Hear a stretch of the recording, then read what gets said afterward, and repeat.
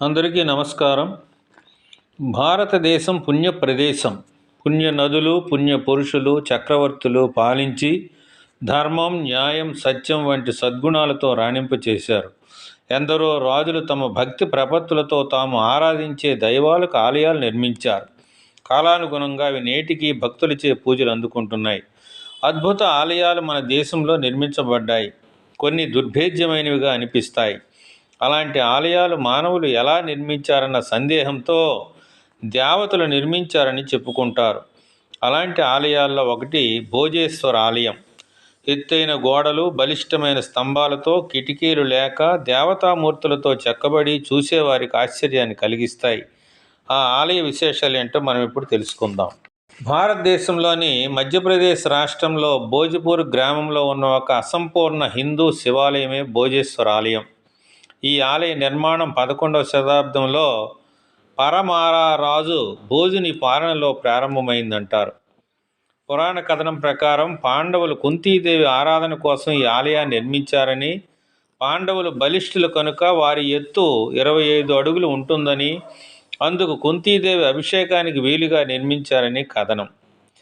ఆలయ నిర్మాణ పనులు అకస్మాత్తుగా ఆగిపోయినట్లు చెప్తారు. కారణం ప్రకృతి వైపరీత్యాల, వనరుల కొరత, యుద్ధ కారణం అనేది తెలియదు. భవనంపై పైకప్పు ఏమైందో తెలియదు. తర్వాత 2006-7లో భవనంపై కప్పు పునరుద్ధరించారు. ఈ ఆలయం 115 అడుగుల పొడవు, 82 అడుగుల వెడల్పు, 13 అడుగుల ఎత్తుగల వేదికపై ఉంది. గర్భగుడి చతురస్రాకారంలో ఉంది. లింగం భారీగా ఉంటుంది. ప్రపంచంలో ఎత్తైన మానవ నిర్మిత లింగంగా చెప్పబడుతుంది. 7.5 అడుగుల ఎత్తు, 17.8 అడుగుల చుట్టుకొలత కలిగి ఒక చదరపు వేదికపై ఏర్పాటు చేయబడింది. గర్భగుడి ద్వారం 33 అడుగుల ఎత్తు ఉంటుంది. ప్రవేశ ద్వారం గోడపై అప్సరసలు, శివగణాలు, దేవతా శిల్పాలు ఉన్నాయి.